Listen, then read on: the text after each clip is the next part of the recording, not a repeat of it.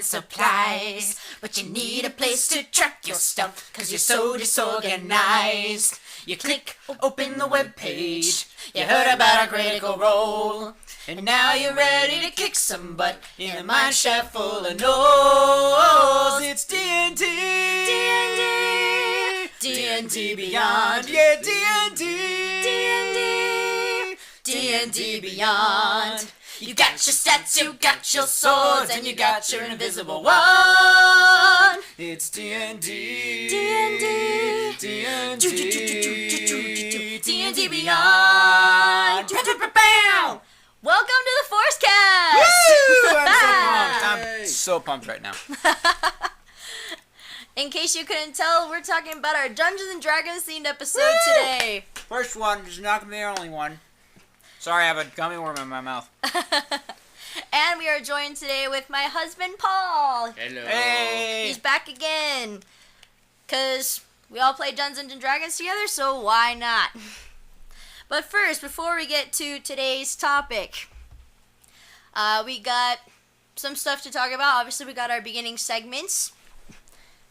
So we're going to start with our On This Day in Lord of the Rings. There's not a whole lot to go over, but I will go, oh my gosh, what are you doing? I mean, art. Austin just came out of our room with Paul's dwarf helmet and axe. Which actually technically is Gimli's axe. It's a dwarven axe. I Technically, know. he stole this from Moria. Yeah. I guess the dead weren't using it. Is it really stealing if it's just lying around? He doesn't You got have a a point. point. They were all dead. Who cared? It's looting. Anyway. Or he certainly wasn't using it. Anyway. Yes, but we're talking D&D. I got it. And Paul's got his katana, so I'm... I need something. Where's that short sword of yours? It's over there. I'll get it. No, not that. Oh, no, yeah, you're pointing at the right one. over there. Grab it for me. Do you want the short No, the jagged one. Okay, anyway, well... Oh my gosh, this is awesome. This is like the perfect size for me. we are being absolute nerds over here, but then again, we're like that 100% This would be better of if the we had time. cameras, but we're not there yet. We're not that famous yet. No, we are not. Anyway, on this day in Lord of the Rings history, technically there actually isn't anything that happened on this particular day on April 4th. Well, we've been doing pretty much this week in Star Wars, haven't we? Yeah, Well, pretty this week in much. Star Wars and Lord of I the think Rings. maybe we should do that on this week instead of on this Well, day. that's what I've been doing. Yeah, Because Well, I mean, I've been doing we that only too. We only do it once a week now, so That's why true. I haven't been doing it. I just do it up to the next podcast. April 3rd, yesterday. It just says the time comes to leave for home from the House of Beorn. So this is when Bilbo is returning to the Shire.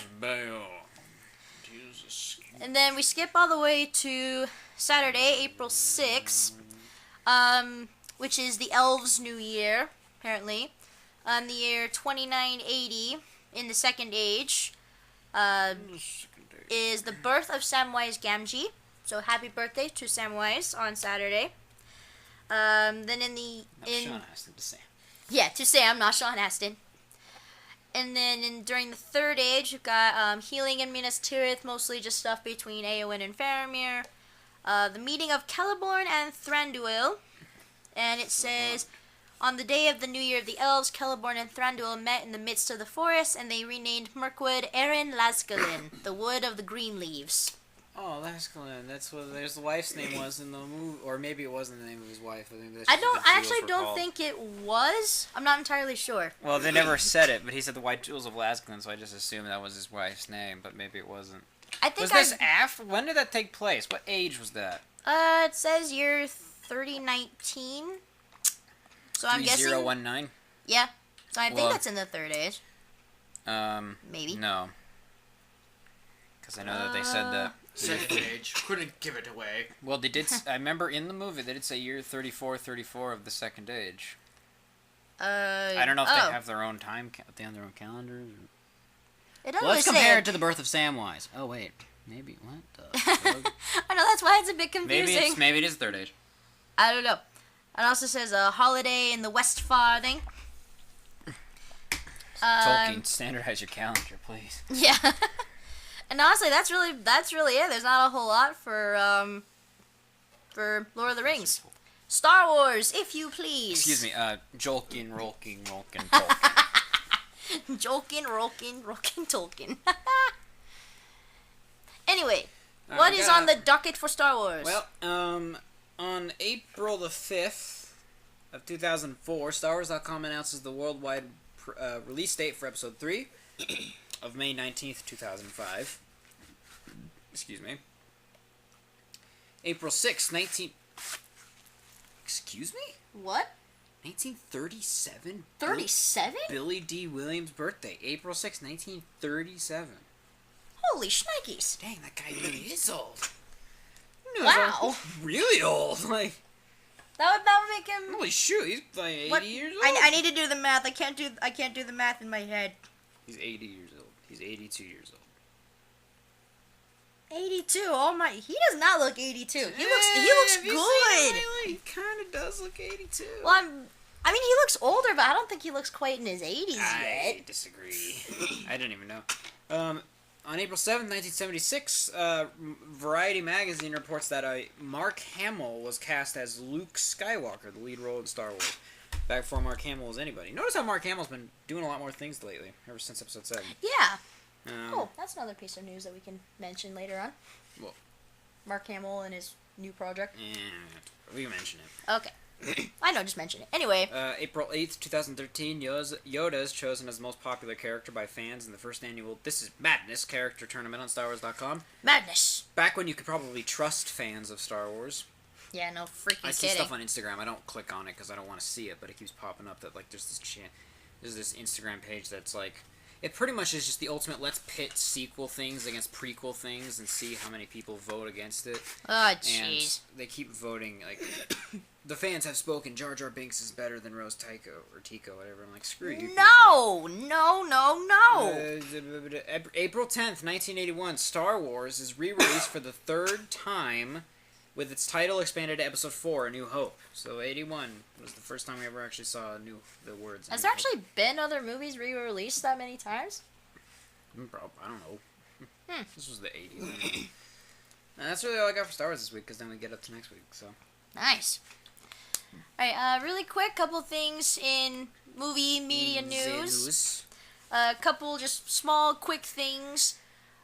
First of all, I guess there was a new trailer for Joaquin Phoenix's Joker movie. To be perfectly honest, we're not all that interested in that one, so we haven't even bothered watching really it. Care. I mean, because it just seems so disconnected from the rest of the DCEU or whatever the heck's happening with that anymore. So I just frankly don't care. Part of me's just kind of like, do we really need another Joker? And really, here's the thing about it: the Joker's origin is supposed to be just incredibly ambiguous, and pretty much he BS's all of his stories. Like in Dark Knight, that's not exclusive to the Dark Knight. He's always BS'd it. There's been a couple of like Joker origin comics, which probably looks like this is what they're going off of.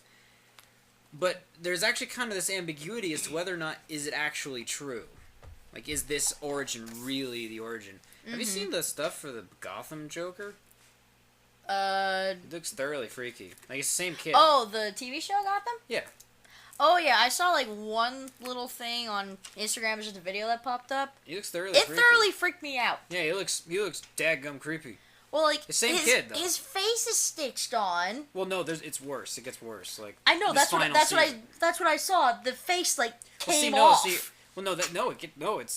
different than that now. Serious? Because his face was normal. Like this last season of Gotham is the final season. It's like kind of in the future. Gotham is just all hell, and he looks pretty normal. Same kid and all. But he's more Joker-like. But then he falls into a vat of chemicals and comes out all white and ugly looking. And dadgum, he looks terrifying. Ugh. I don't think I have it saved. saved. Just from that one little thing I saw, I'm kind of glad I stopped watching that show. We stopped watching. Although that kid was amazing. Oh that yeah. Kid. He maybe could have rivaled Heath Ledger.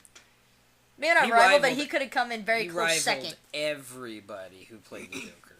Because he was a combination of all of them. Well, remember they tried to say he wasn't the Joker? We're like, are you kidding me? This kid is Heath Ledger incarnate. This one. Through and through. Oh my gosh. That's terrifying. It is terrifying. Oh my... Did you see that? Yeah, I saw it. And this is also a batarang. Oh. It's a batarang in his hand because Batman's about... The series finale is the appearance of Batman. Oh, no. Is it still that one kid? No, I think they've got an adult version. See, this is... not really. This is a video. I didn't know it was a video. But, Oh my gosh, that was terrifying. Anyway. Yeah, it's thoroughly creepy. Like, it's Personally, I'm just like, I don't think we need another Joker. The one in Gotham was a pretty good one, but then we got, like, Jared Leto, and now we got, or is it Leto? Is it Leto or Leto? I don't care. Didn't even bother seeing Suicide Squad, and then I'm like, another one with Joaquin Phoenix. Do we really have to keep this going? I mean, who knows? Maybe it'll be very good. Like, I don't know anything, but I just don't have any desire to see it. Yeah, same. And then one other thing, Mark Hamill announced earlier this week that he's voicing Chucky in, is it a remake? It's a sequel, I think. Which I'm Another sequel for Chucky. It's called Child's Play. Chucky is also something that thoroughly creeps me out, and that's just an images. Here's the thing I've noticed about some of Mark Hamill. Like, even I saw a preview for that show he's doing, Nightfall. Oh yeah. He just sounds like a British Joker. Like, just the way his voice is. Like, it's almost ruined me, because I almost think his Chucky is just going to sound like his Joker. It probably will. It might not. Who knows? But it's like, whenever he does something that's supposed to be scary, it just sounds kind of like the Joker. And I love his Joker. But Chucky is not the Joker. Chucky's different. Chucky is thoroughly horrifying, is what he is. And I've only seen pictures of him. I don't dare watch any, like, videos or snippets. Oh, no, he's also vile. Because I hate evil-looking dolls. They thoroughly creep me out. He's also a vile little monster. Yes, he is. And then, our biggest little tidbit, we got yet another Avengers Endgame trailer with a lot more footage and a lot more information. We got tickets. Yes, and we have our tickets to the premiere. Tickets to Thursday night. Thursday night Again, premiere. we will not be having a podcast that day. Yeah, no podcast on the 25th because we will be probably drowning in our own tears. Everyone else's tears. We'll be all drowning. We'll be drowning in each other's tears. The water damage. 3 hours, 6 to 9. So looking forward to it. Also, not looking forward to it, but I'm so looking forward to it. I really don't know if I'm ready. I don't know. We got a lot more. Here's the thing. I'm not sure what all's true anymore with these trailers. Because did you notice that the scene that they had in the last trailer with Thor and Carol is different in this one than it was in that trailer? They always do that. Yes, so what is truth anymore? I don't trust any of these trailers. It could all be fake. Is anything in the trailer going to be seen in the movie? I mean, because, like, let's think about it. The climax of every trailer for the last movie was not in the movie. The epic running shot... Just leave it to me. The epic freaking running shot with all the Avengers charging, what was supposedly Thanos in Wakanda at the end of the trailer. Sorry, we're having microphone issues. We don't need this thing. Yeah, might as well. Was not in the movie. Was not. And we were all waiting for it because it was in every trailer and it looked awesome. We're like, hey, they're running and it looked great. Yeah. And it was not in the movie. It was all a lie. So I don't know. We were lied to. I don't know what's true anymore. I feel like the whole entire thing could be fake. But I also love how vague. That's a lot I of also fake love how footage. vague they're being because in almost every trailer they reference that they have some sort of a plan. But we still don't know what the plan is. Like in the first one, they're like, "This is gonna work, Steve. I know it is. Well, what is this? Yeah. What is it? And in this one, Bruce is like, "If we do this, what is this?" Now, obviously, we're not supposed to know what this is. And my favorite, Tony and Cap are reunited, finally. Yep. Or are they? Shut up, Paul. Could be a lie. Shut up. The whole trailer could be a lie. No! Let me have this. I already lost Shuri. I need this. Well, they're definitely going to have to reunite at some point in the movie. Yeah. But that just made me really happy. I'm like, they're back together. Well, they're friends again. The thing about Civil War, why Civil War is interesting, is because, at the end of it, they didn't hate each other. No, actually, they beat didn't. and even in the movies, you can tell they still respect each other a lot. Cap calls, Tony Earth's best defender. He never thought anything less of Tony after they beat the crap out of him.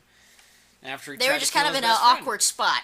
And I don't think Tony ever really thought anything bad of Cap either. I mean, when he said probably Steve Rogers, he didn't say it reluctantly as though, like, I hate this guy. It's just one of those, like... It was almost like, defeated, like, I have to admit, I gotta... He's the only one, yeah. But it's just like, I don't think they ever lost respect for each other.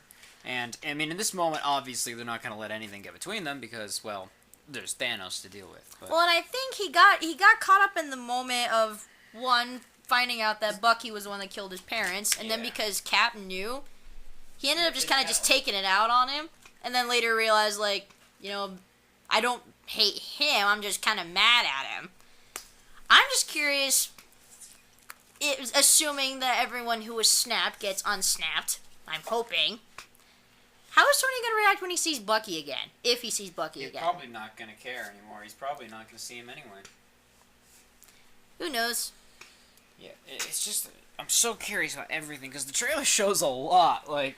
It shows a lot, yet reveals so little. Somebody pointed out, it's like, okay, if they are willing to show us not only Cap and Tony reuniting, but Tony and Pepper reuniting, think about the bigger things that they are not putting in the trailer. Like, this is probably a small revelation at any rate.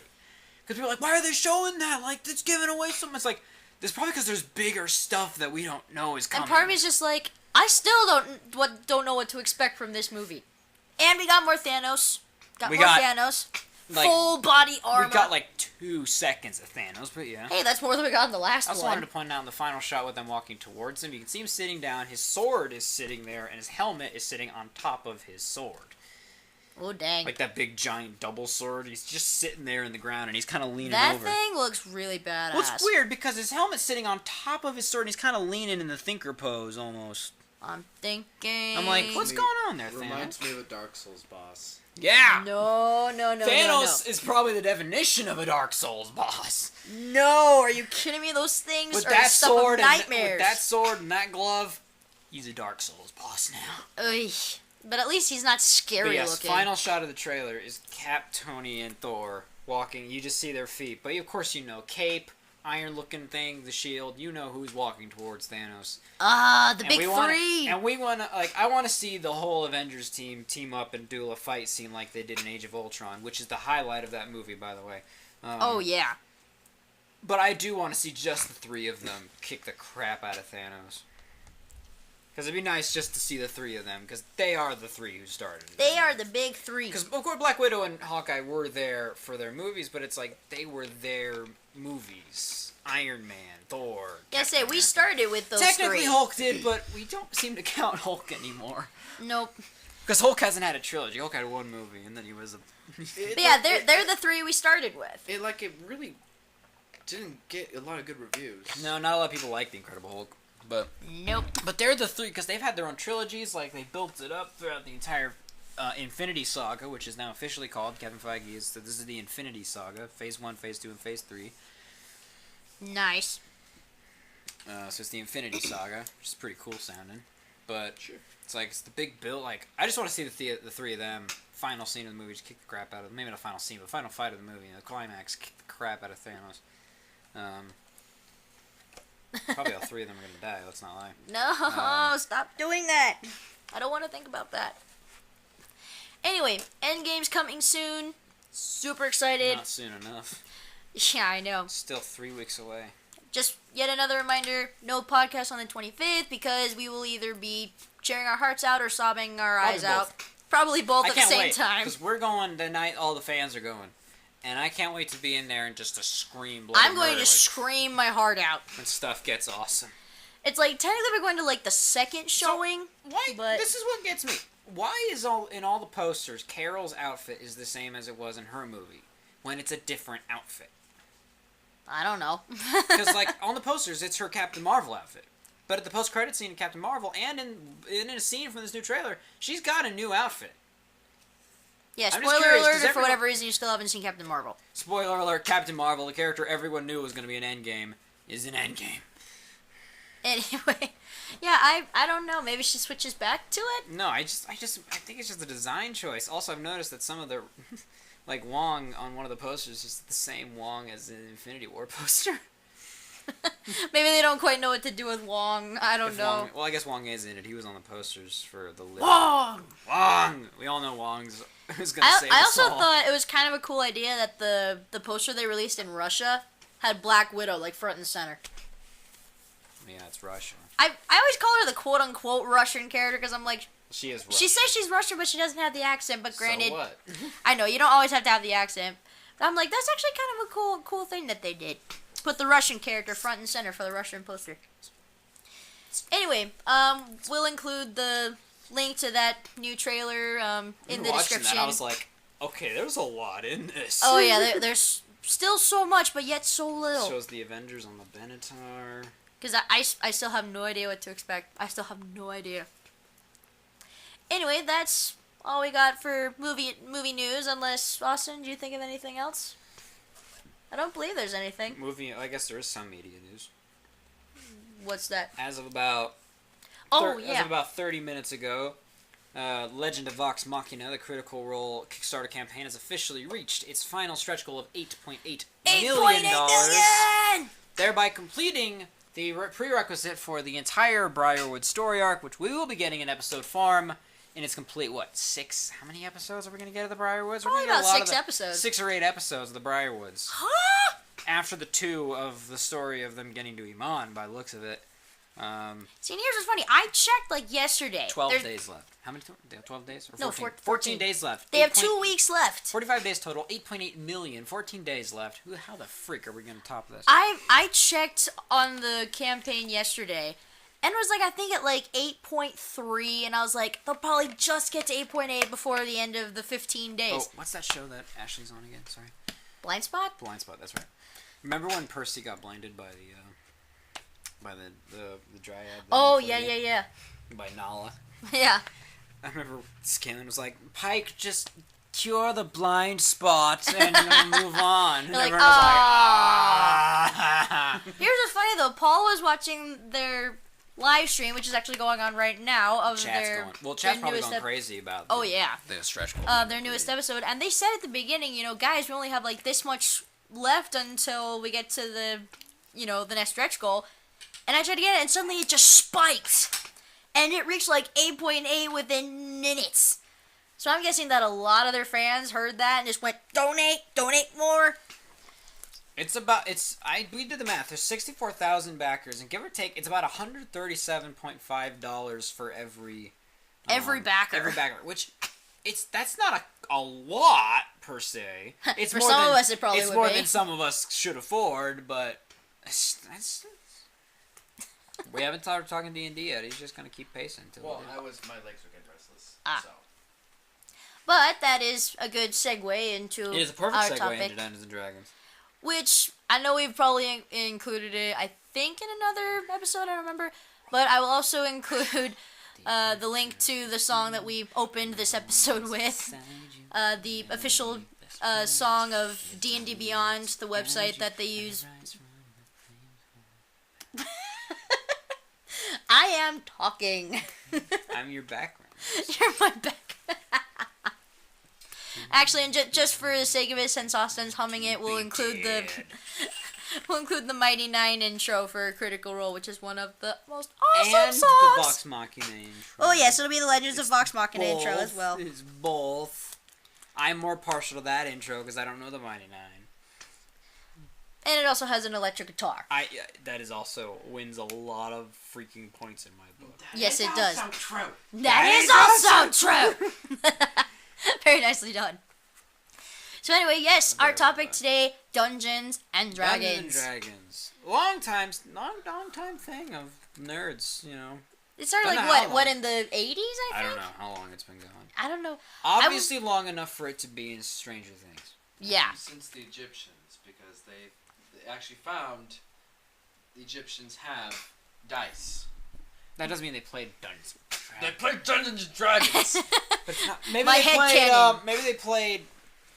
What are some Egyptian, Pyramids and pyramids and I don't pyramids know. and pharaohs. I say pyramids and pharaohs. I don't know any Sphinxes. Sphinx. It's not quite. No. That's P and S, and that sounds too much like something else.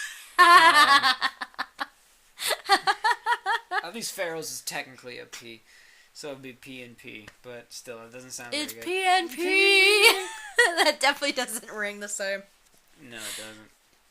But Actually, yeah, so- didn't you Paul find something that showed almost like the original D&D manual up till now? Didn't you find something like that?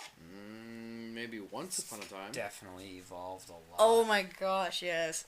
And with Some of the pictures in the books, I'm like, Well, an active Wow. fan... Well, I mean, they obviously built off of what Tolkien established. Oh, heck yeah. Who didn't? I mean... Some people would argue, but I'm not going to go into that. Yeah, no, but still, it's like... everyone has built off what Tolkien did. And with an active community, like with people like Matt Mercer, who is pretty much in the inner circle of the D&D Beyond people, or the Wizards of the Coast, or whoever it is makes it. Yeah. Matt has his own book. Matt has his own D&D book. Like the event, like Taldore Adventurer's Guide thing. Yeah. Like your own little, you like. He's like gotten to create classes that are now included. Yeah, that are included in books. In Dungeons and Dragons books. Well, the Blood Hunter. Well, I believe Blood Hunter and Gunslinger. I think the Gunslinger I know is in the Taldore one, or in the technically not Taldore, but what's the land called? What's the land called? Exandria. Because I mean, the book's got Vox Machina on it, fighting dragons. Oh yeah. But it's like with a crowd with a fan base like that, how active it is, it's always updating. Oh yeah, like, the for fact sure. that you can I could never homebrew a class. I'm surprised Me Spencer neither. did it so quickly. Spencer homebrewed Brooks for like the first campaign he ever started. Well, ever did. Spencer also said that he was taking a lot from other sources. Yeah, and so he's working and refining it. And Matt even didn't do the Blood Hunter on his own. He had help from people from the Wizards of the Coast. Yes, but probably it's Jason now an Charles official Miller. thing. But now it's an official thing, so that's also what makes it pretty legit. So really quick, since we mentioned, Where's your Grixora? I want to see her. Oh, over there. I wanna see her. The tip of her arrow broke. Oh, that's too bad. But we're gonna try and fix it anyway. Isn't she amazing? That's great. Yeah, I need to print out some. My awesome husband ordered me a miniature of one of my Dungeons and Dragons characters, and it's amazing. And I think this actually might be a good way to segue into our characters. Yes, Yes. I think it's amazing. Dungeons and Dragons is a lot of fun. It's role playing. Just kind of for those of you who may not know exactly what it is, it's you create a character. There's got to be a dungeon master, someone who's running a campaign. They have like preset campaigns. You can create characters. There's a way to do that with the handbook and on D&D Beyond. And really quick, since we did mention one of our DMs, we want to give a shout out to our campaign groups. The one that all three of us play in. There's actually two groups technically that we're in. Well, it's technically the same group. We just have DMs that switch off. But also a couple people who can't make. Oh some yeah, of these a couple games. people in it. To our friends Spencer, who is one of our DMs, and then his fiancee Lindsay, who's actually our other DM. Mm-hmm. They both getting married in 1 month. Yep, they're getting married in a month from today, actually. Well, Lindsay posted that. That's true, she did. On May the 4th, Star Wars Day, which is totally fitting. He stole that from me. He did. He flat out stole it from me. No offense, Spencer, but he stole it from me. So yeah, shout out to them, and then the rest of our group, we have our friends Shayla and Alex and Caitlin and Maddie. Yeah, Caitlin and Maddie. Who are absolutely amazing and super fun. We love playing with them. And Paul here has DM'd once for us. Yes, Paul actually had his DM debut a couple weeks ago. Just a one shot. Had a one shot. Still fun though. Guys, his sister. So really fun. Level 13. Oh man. Oh my I missed gosh. That. His sister Autumn joined us for that one. Yep. It was her first time playing also, and then Paul and I actually have a separate group that we've been a part of for probably, a year and a half, give or take? Something like that. We haven't been playing as frequent, but we got Joel as our DM. Shout out to him. Yep, a friend of ours. And then my two brothers, Jacob and Trevor, have been playing with us since the start of that. Yeah, they've been playing for a long time. I joined later on. Because it used to be they would play next door with our neighbors, and I'd go over and hear them play, and eventually I was like, what is this whole thing about? Plus, you were a bit lonely. I was a little, Yeah, I was a little lonely, especially because our neighbor's wife at the time was usually busy with her kid, which was fine, but I found there's like, what is this all about? Because it sounded kind of fun and funny at times, and finally they let me join in, and I was like, this is awesome. It was a lot of fun. I was skeptical first because I'd tried this once before, But I had no clue what I was doing. I was trying to DM a thing, and it was like, I had no clue. You tried DMing before? It was for a Star Wars role-playing thing that I had Oh, okay. Well, what's funny is, like, a lot of people, it's just like, all you do is just sit at a table and roll dice, and you describe everything. Much more than that. Oh, yeah. But to us who are storytellers, it's much more than that. Oh, yeah, but to, like, anybody else, it's like, you just sit at a table and roll dice and talk about what you're doing. How is that fun?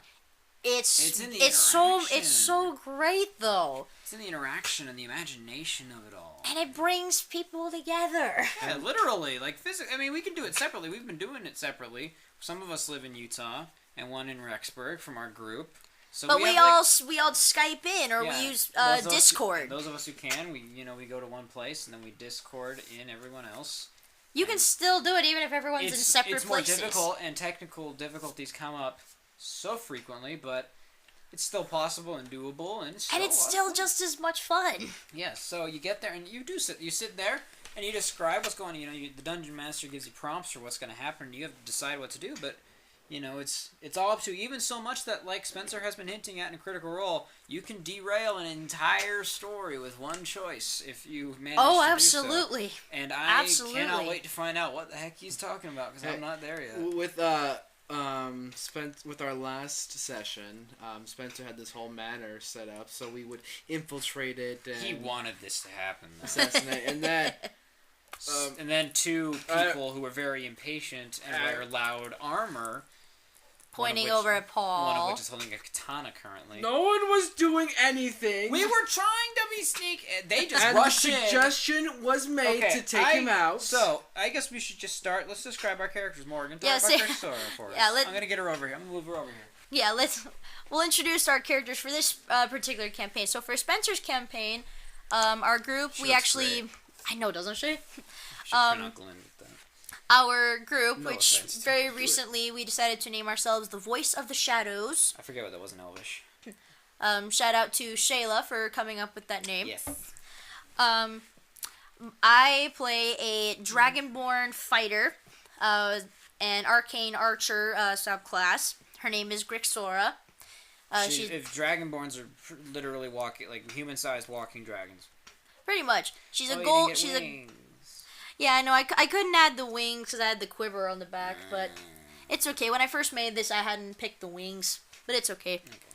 But yeah, she's a gold dragonborn, kind of socially awkward, very friendly. Easily distracted, but yeah, very early on in our easily the nicest of our group. Aw, thank you. Yeah, early on in our campaign, I think I rolled like a natural 1 on my perception, and Spencer said, "You are distracted by butterflies." Wasn't that when we were trying to jump the guards? I think, I don't remember. When we were jumping the guards. So now that's pretty much defined my characters. I get very easily distracted.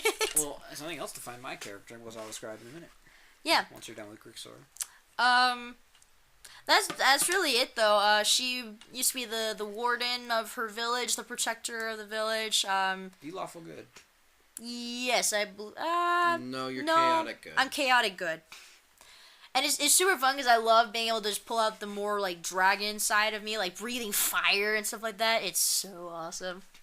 Or, like, sprouting from underneath the pond that I'm hiding in, just full on. Yeah. I will say this right now. We are sorry if you are not familiar, we are sorry if we say something that doesn't make sense, like lawful good or chaotic good.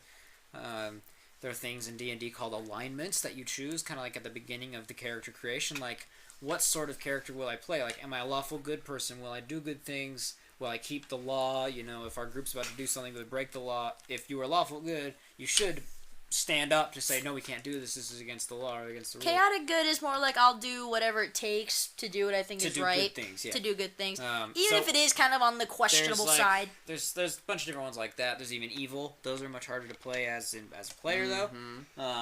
I really wanted to try it with Thrawn, but I'll describe that in a minute. Try to do like lawful evil. Talk about your character in Voice of the Shadows. Voice of the Shadows, okay. Well, I play the wonderful, the magnificent Moon Elf Bard Glind. Say the full name. He doesn't have a full name. We established this. Say the full name. Say it anyway. Cornwallis Baskerville DeSoto the 15th, which is a made-up name. He made it up because he wanted to sound famous. He's a bard. He took that inspiration from Critical Role. Yes. Percival Friedrichshain von Musical Kowalski Dorolo III. You can call him Percy. Yes. Shout out Taliesin Jaffe. Yep, but, yeah, the, Galind, he's a bard. He's also known as the Bard of 1,000 Voices. And very do much we dare like bring up your other nickname? The Queen Layer. So at the start of our campaign, Spencer said, come up with, and you don't have to put this in your backstory, because you can develop a backstory for your character. Figure out why your character would be in prison. We were all starting out in a magical prison. Yes. So I told him, like, I probably, slept with the wrong noble's wife, because that's the kind of guy Galind is. I compare him sometimes to Candrin's Adam Levine, which I feel like after this Super Bowl proves my point. So we start out the campaign, and Galind is technically a citizen of the nation that invaded the continent of Candrin, Aldor. So he was trying to get I'm trying to get my way out. I'm like, excuse me, I'm technically Aldorian. I don't know why I'm really here. And they go, and DM Spencer, as the guards, goes, are you that idiot who slept with the king's wife? Which I had no knowledge that he was going to pull that one on me. So, oh, and we all were shocked. Yes, but Galind, he's a moon elf. So he's got, like, kind of bluish skin. I got turquoise eyes and beautiful long hair. In a luxurious braid. In a braid that Alex threatened to cut off.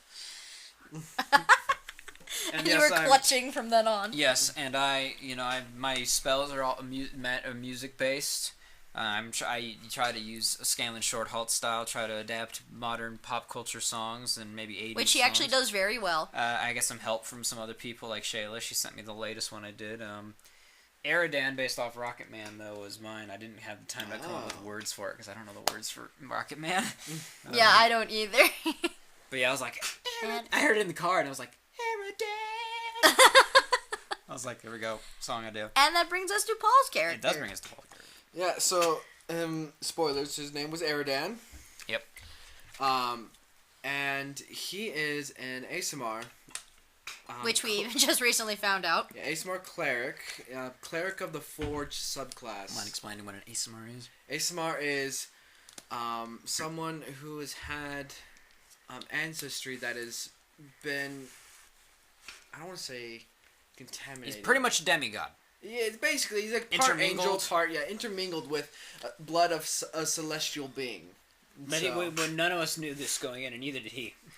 Actually, I did. He just didn't tell me how it was going to happen. Well, no, I knew it too. I'm talking about our character. Yeah, the character Eridan Tell him how it happened. So, we were arm wrestling Alex's character and Eridan. Andor. Alex's character's name is Andor. And former General Andor. We call him Andor the Mandor. It's his birthday. Happy birthday, Alex. Happy birthday, Alex! Happy birthday. You don't listen to this, but happy birthday anyway. Oh, I'll tag him in the post. He'll see it. Okay. So, we were arm wrestling to find out each other's backstory. Yeah, We were trying to divulge secrets. Yeah, whoever lost got to divulge their secrets. Turns out, no story was given, but there were secrets divulged. Inadvertently. When wings just poosh appeared out of his back. Yeah, that was shocking. I know what we should do? Had it, though. You know what we should do? We should send you pictures or screenshots of our Hero Forge characters for you to put on the video. Oh, yes. So that way they can see, who we're talking about. Yes, that's a good idea. Maybe we could also ask the rest of the group if they could send us pictures as well. Yeah, we can do that too. Although, are we going to talk about everyone's characters or just we ours? certainly can. We can probably talk them up briefly. I feel like though we wouldn't do everyone's characters total justice though, just because I still don't quite know it. everybody's. We sort of can't. We talk. Let's say I'm pretty sure isn't Shayla like the only one that's actually made ones on Hero Forge, or has Spencer done it too? And Maddie's drawn hers. Yeah, Maddie's got hers. Caitlin did hers. Caitlin's done hers. I know Alex hasn't done his. Yeah, probably not. I guess I think we can stick with ours. So yeah, you're ASMR, you're half angel. Half angel, cleric of the forge. Basically, I'm a blacksmith wielding divine magic that can take more than a couple of hits. Can take. Also, I convinced Alex to get Shield of Faith, which if he uses on you, ups your AC by 2? Oh, I've got that spell too. Oh, you both. Oh, maybe I Oh should my reconvince him jeez. then. I didn't know you had that. Maybe you could both use it at the same time. Oh my god. Can that stack? I don't know. I hope so. Because there's this thing in Dungeons and Dragons called armor class, which based upon what you're wearing is your armor class. It's like some of them are preset, like chainmail, like what Alex is wearing is just straight 16. Some armors it's like a base number plus your dexterity modifier. You have these things called modifiers, which you roll numbers for. Is yours plus anything like because you have half plate? No, I've got plate mail that I've made as a feature of Cleric of the Forge. They have. You also have a shield. I do have a shield, which gives me +2. Plus 2 to your AC. And then I've got like it's not plate armor, but it's like better than not plate. It's like lesser plate, and so I've got just a natural 17 AC with that, +2 for the shield, and then +1 because the Cleric of the Forge magic blesses the armor, giving it a 20 total. So, armor Holy class. crap, that's high. In combat, you roll a 20-sided die, also known as a d20, to determine what you attack. And certain weapons have modifiers, different numbers that you add to that roll in order to see whether or not you actually hit the thing you are attacking. So, if you were to roll like Paul's armor class is 20, meaning you would have to roll a 20, but that automatically hits anything, because that's like a critical roll. It's a critical hit. Critical roll. Yeah, but anyway, so it's like Or known as a natural 20. Let's say you had a weapon that had a +3 attack modifier.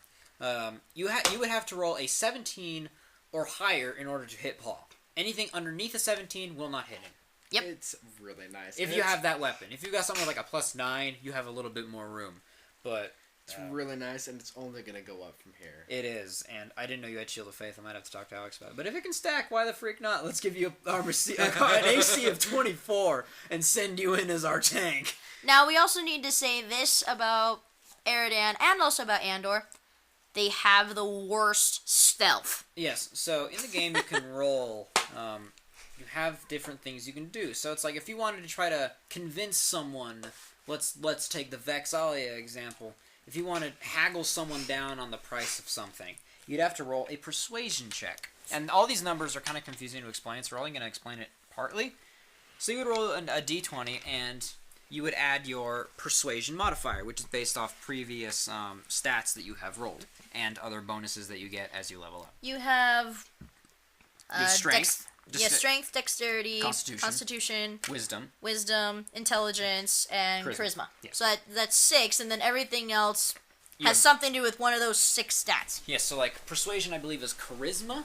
Yep. Is a charisma ability. So you add the. It's kind of confusing. We defer you to the player's handbook for more detailed information. That's actually smart. That saved us a lot of time. Yes, Dungeons and Dragons 5th edition, the player's handbook for more information because you have certain bonuses added to your ability rolls. You can Google it and download the PDF. Also true, you can Google it, or you can just Google this straight up as to what the heck we're talking about. D&D Beyond is also good. D&D Beyond, good place to, yes, D&D Beyond is very helpful. The song we were singing at the beginning of the show. D&D Beyond. But yes, you can... Courtesy of Sam Riegel from Critical Role for that song, just throwing that out there. Let's say you were to try to haggle someone down on a price. You would roll a d20 and add your persuasion modifier. And I don't know how a DM determines... It's usually like kind of a set thing, or they roll like an opposing check. Okay, so you have to be a certain, like sometimes if it's gonna be this, you have to beat that number. So why was I explaining this? Because of my stealth. Oh, his stealth. Yes. So there's also stealth, which is based off dexterity.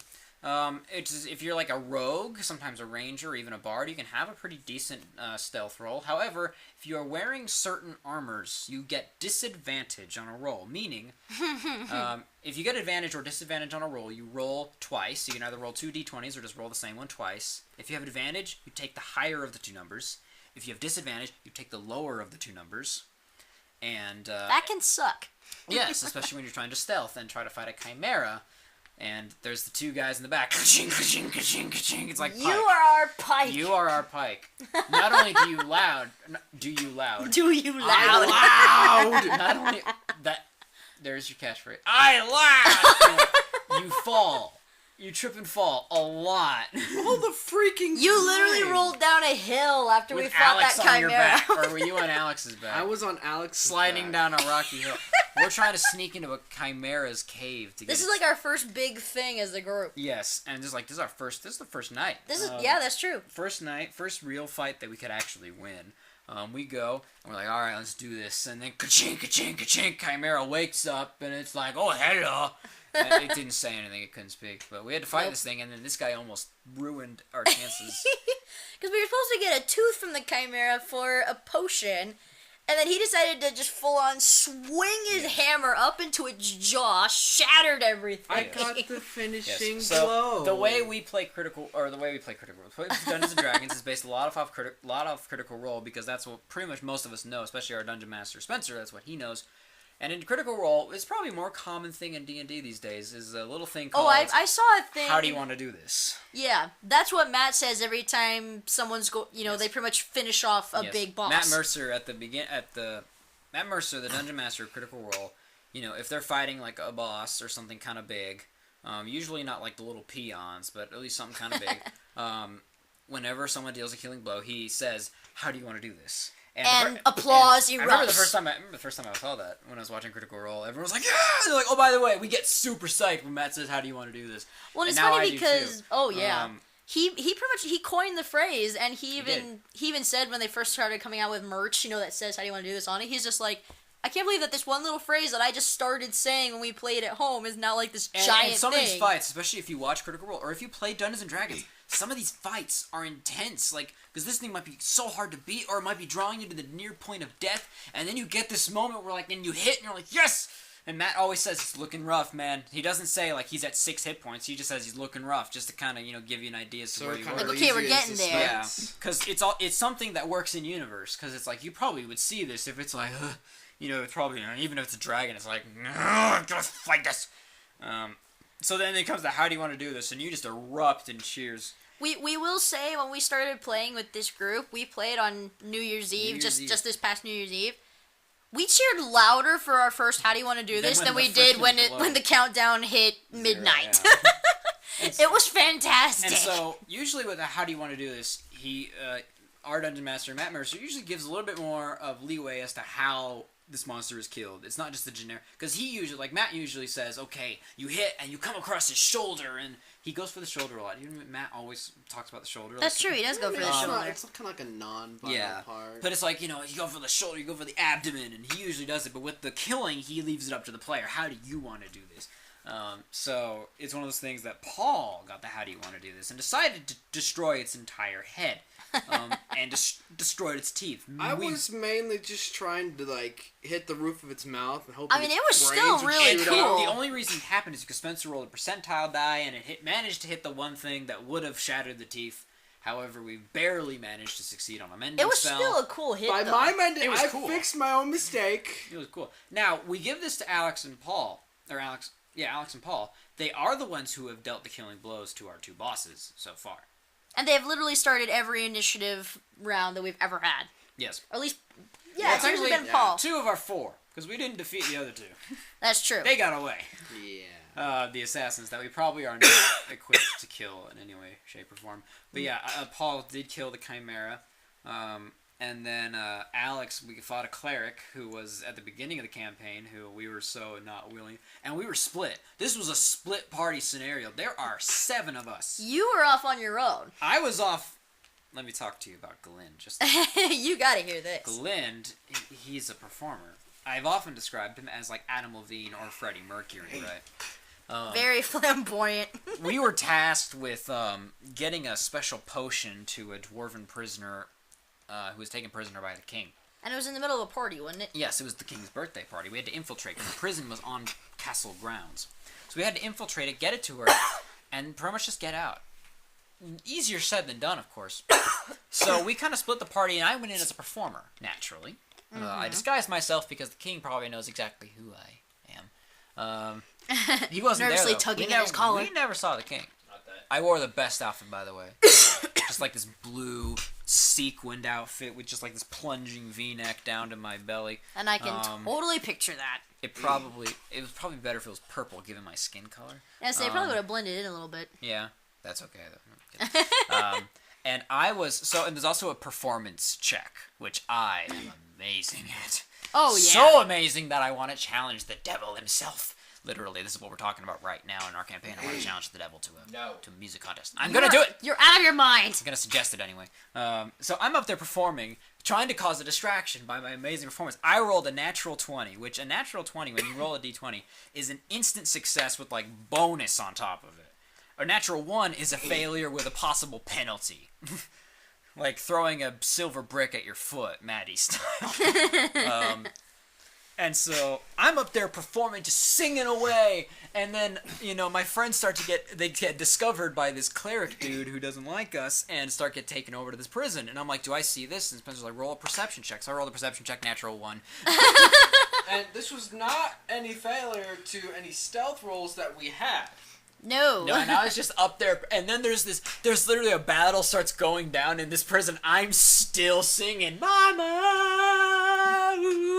Well, because every time Spencer told you roll perception, you I always failed. rolled low. I rolled a 1. Spencer and I so with Galind, I actually ran this by him due to Paul's suggestion, that whenever I'm performing not any check, but like perception or investigation, or I think just perception or other kinds of checks, I have a disadvantage because I'm just so enraptured by my own performance.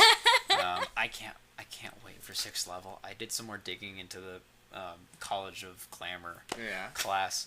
I can't wait. Oh Neither my can I. gosh. I can't wait for level 13. I want to be level 13 so bad because of the ability I can get. I'm pretty much I'm just permanently radiating beauty and glory at level 13. So much. I can at level 6 I can cast command. Like, I don't even need it. I can cast command. And Alex and I were talking about the different things we can do with command. But anyway. So you were off by yourself, and then me, Shayla, and one of Spencer's main NPCs, Brooks. We're behind the wall, not even in the compound. Yeah, we were trying to sneak another way into Castle Grounds, and then there was Good old Brooks. Paul, Alex, Maddie. and Maddie. Just Which- you three? Yeah. Like, Lindsay was still out with me, but she gradually made her way over Oh, that's to true. the, Yeah, Lindsay was also on her own. She gradually made her way over to the prison, though. There's this fight going on. I have no clue it's happening.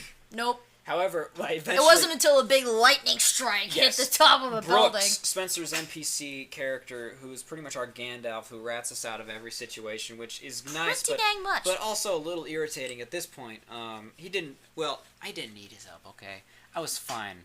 This last one, he didn't rat us 7 out. hit points! I was surrounded by fine. 4 enemy. No, I was I fine. was scared for you. I was fine. He had a plan for you if you died. I was fine. Brooks did kill 2 guys that were right next to me, so I do have that thing. But yeah, he called down a lightning strike on this prison roof. I like to think of it as Thunderstruck! No, 'cause it was Thunderwave. It wasn't Thunderwave. I still thought that was good. But yeah, so eventually I discovered it, and then I was like, I need to get everyone over to. This one wasn't a 20. This roll wasn't a 20, but it was still really It was good. still pretty good. And my performance modifier is like +9, right? At least then it was probably It's +6. big. It was +6 at that point, I think. But so I was like, I just need to get everyone over at the. I just need to get everyone away because they were all looking at me, all these drunk royal people, or these drunk noble And people. crazy fangirls. So I asked Spencer. I was like, Spencer, is there a roast? Actually, I asked this before. I'm like, is there like a roasted boar? Like, he's like, yeah, I guess. I'm like, great. So because I had planned to do this, so I was like, I need to get them away from me. Wow! Here we are for a hot and juicy meat. Everybody, boom! Here we go. And I rolled like a I think I rolled like a 19 on my performance check. He's like, yeah, they all go over to the buffet table. We were dying. I broke him. That was hilarious because he started cracking up. One other moment I just want to bring up that's actually like one of mine and Austin's favorites that pretty much killed everybody. The gate. Yeah, we were trying to sneak into the gate of this town, and we all were going in like small like groups Again, or pairings. we split the party like idiots. This And, one we wasn't had as to bad though. we had to either disguise ourselves or convince them this is why we need to get into this city. So I was the great Doheny, Dragon Josh Haynes. Yep. And I was like his assistant, whatever. We were trying to And pass off as also, I performers. was an You were assistant, with me too. and Oh, we yeah. did our magic trick very well. What did we do again? Between you did like prestidigitation off my armor. Like, Oh, that's right. Something that like Bounced off his armor yeah. or something like that. some magic trick. Right. It was like So yeah. Paul and Austin did some I was kind like of a magic magician. trick. Or a musician? Musician. I'm a musical magician. I am a... You've coined a new thing. Coined my new title. The musician. Galind, the musician. Oh my gosh, I freaking perfect. love it. I think it's even better with you wearing this helmet on right I can't even see what the gug do I look like. Or I look like I a was saying, fool. pull up your camera on selfie mode. I look like a fool. What the heck is So, this? Anyway. Anyway. Galind and Aridin pass. Yeah, we passed. Well, but Grixora. then, I was still with them, and so I tried to pass. I was like, you know what, like a knife thrower, you know, like one of those circus performers. This is amazing. And so they said, okay, we want to see this. So I stand there. It kind of arms went out. differently than I thought it in my You head. said roll attack. Yeah, Spencer said roll to attack. Austin went off a little You ways. rolled like a and 17, didn't you? It was like a 17 or a 19. It's like It was 17 still plus easy. 6. Yeah, it was still easily So hit. it was really high. Now it wasn't.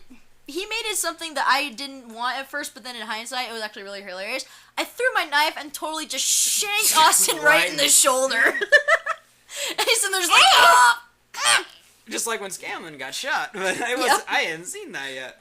But it was hilarious. And Spencer's like, it probably worked better that happened because the guards were getting a little annoyed. So you made them laugh, which was good. and so we got in. those He was poor just guards. like, thanks, Grixora. I was like, Clutching his shoulder. it's just like this gash in my shoulder. So I totally just shanked him in the It shoulder. was hilarious, though. Like, These are Austin's really told me good- repeatedly that's one of his favorite it moments. really was. Not only because my performance was amazing, but... It's probably even funny because... Oh, so it's all to do with you, not me. no. It was funnier because you were like talking her up too. She's like, she's a really She great. can't. She never hits She me. hits her. She hits her target all the time. Watch. She's going to hit just near me. And it's... It was super funny. And it was hilarious. It was a great moment. So yeah, so everybody else had gotten in before us. We come in. I'm dragging Galind with a knife in his shoulder. Everyone's like, "What happened?" Yeah. Even though, of course, everybody already knew what happened from Oh, yeah, hearing, but we have but, to- but, they have to act like they don't know. Yeah, that's another thing we love about it is that at least the way we do it, not everyone might do it this way, but we've got spoiled on Critical Role. You know, you gotta act like your character. I mean, I try to use the voice. I try, think, what would Galind do? WWGD, what would Galind do? That's kind of the point of role-playing. You're not just... the way we do it is we like to really just get into it. It makes it a lot more fun. So that's what we've got for our Voice of the Shadows campaign. Then we've got Lindsay's campaign. We don't have a We name haven't for our done much. group We've yet. had like 2 sessions on that. Yeah, we haven't done too much with hers yet. Man, we just want to go over characters since we don't have a Yeah, I huge know. amount of time. What time is it right now? It's 10:30. We can make this maybe a longer episode. That's fine.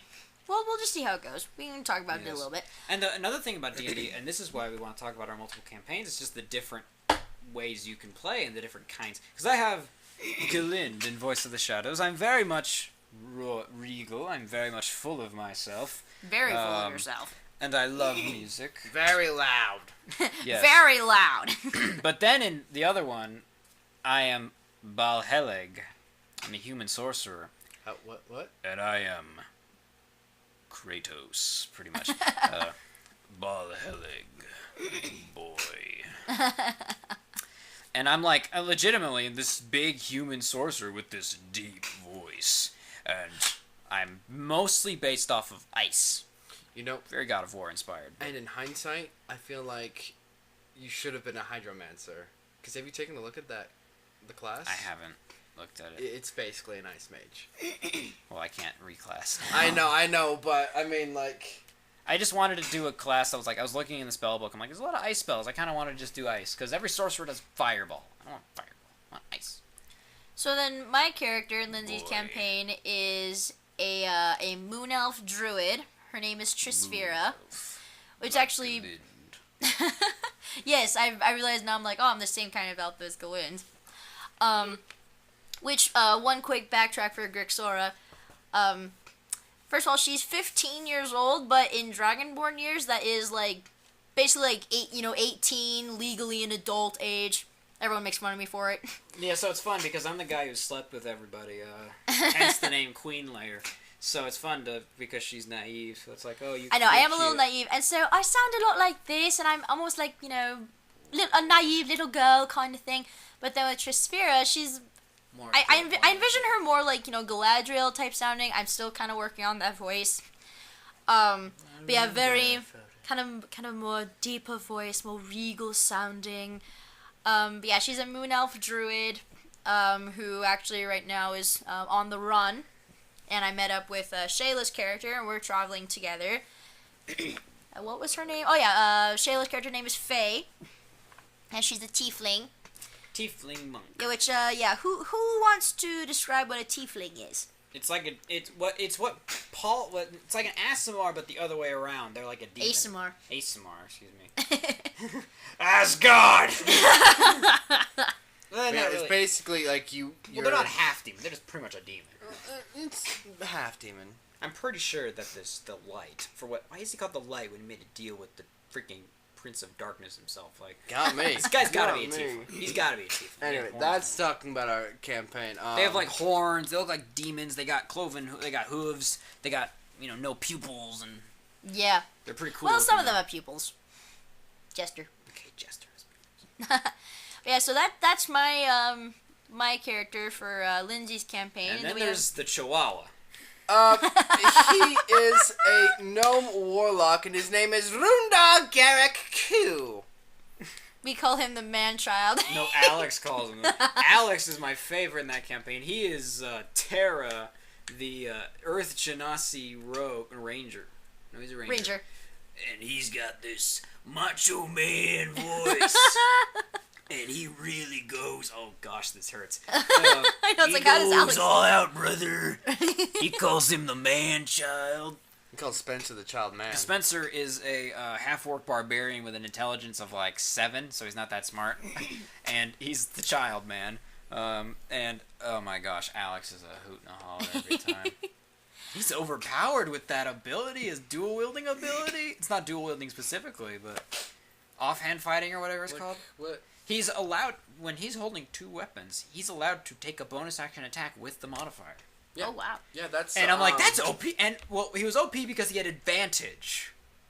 Because I knew you weren't right there because you stayed out of the fight, you little coward. I was actually very much into the fight. I was just smart in my placement of fighting. Yes, I almost died in our first fight because a guy critted me. That's the only reason I died. I saved your life. She did, and she allowed me to do something I wanted to do so badly. Which, I will say, my character can transform into beast shape. Yeah, I'm a druid, and my specific druid circle gets, like, basically, primarily they get beast shape. And so I transform into a dire wolf. Yeah, she went dire wolf. I put myself between him and the enemy when he was at low hit points. I restored some of his health. Totally bit the guy, too. I attacked the guy. Not necessarily in that order. Yeah, no, not in that order. And then he got the final kill on that guy. I was so happy because I wanted to do this. I was fuming. I was so mad. I was like, well, I'm happy to use my new character, guys. I used Dragon Breath on myself, and you can choose what type of damage, and I did ice or cold damage because I'm pretty much just ice-based because my dragon ancestry is a white dragon. So I just breathed fire on this dude, and I breathed ice on this dude. I rolled 3d6, rolled 2 6s and like a 4, and this guy was down. I took my quarterstaff as he's frozen in place, and I shattered him into a million pieces. That was amazing. And I've been wanting to do that since I created the character. I was like, oh, so anyway, back to the gnome warlock. Sorry, yeah. It's fine. It's like his subclass is Path of Chain, and the reason why he didn't seem like he was in the fight is because he's not really combat geared. Like his whole class, he's a ranged fighter. He's very much ranged, very much spell based, and revolves around my familiar, which is named Tibsy, and he is a pseudo dragon. Tibsy. Or he takes the form of a pseudo dragon at the moment. Tibsy. We tried to convince him later on to rename it Tad Cooper. I super believe in you, Tad Cooper. Gallivant fans, subscribe. Or we can say his real name could be Tad Cooper, but you call him Tibsy. But he didn't quite want to go for it. Yeah, so that one we don't have much to say on that one because it's newer. However, that's the fun thing is like I've got Galind and then I've got Balhelig. You know, just this deep voice. The different things you can do and how differently. And then you've got we've got another campaign we're about to do tomorrow, kind of. Yeah. It's kind of like a side It's a mini campaign, yeah. Which we're calling the Fight Club. Yeah, because we're like young. Spencer's like, you're all young. You're all starting at level 1. And you're like, you all live in the same town, so how do you know each other? And I was just like, what if we're the Fight Club? Like, what if we're the only people in this town who like to tussle? And so we formed the Fight Club. And so I'm still working on the voice, but I'm Garen Hammerstroke, local blacksmith's son, member of the Blacksmiths Guild or whatever. I like to hit things with hammers. Be it metal, or people, or whatever, I'll hit it with a hammer. And you are a... I am a mountain dwarf barbarian with a strength and a constitution of 20. So, Dude. let me tell you about this. When you roll for your stats, you roll 4d6, four six-sided die, like a normal cube die. You take away the lowest one, like the one that comes up lowest, and you add together the other two. Or the other three, excuse me. So in rolling this, I rolled 2 18s, which is the highest you can literally roll. You roll four six-sided die. 3 of them come up 6. I rolled 2 of them.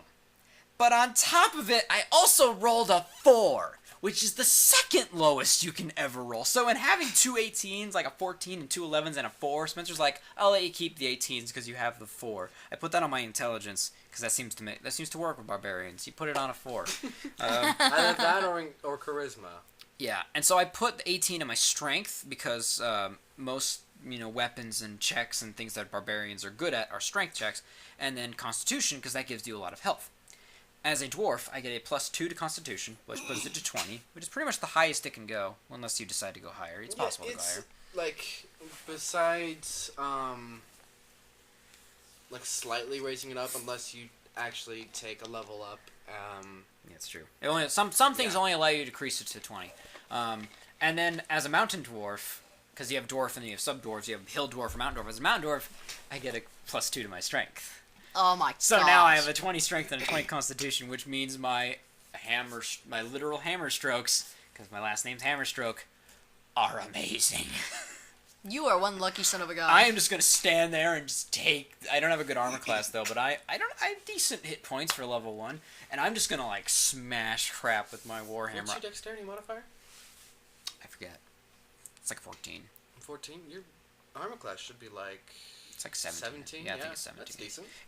It's not like yours, but it's pretty decent. I don't wear Barbarians don't wear armor. No, and like for a barbarian, that's pretty good. I'm wearing heavy armor with Yes, you Eridan. are. So what's your character for Fight Club? I forget. My character, his name is Dalinar. He is a human ranger.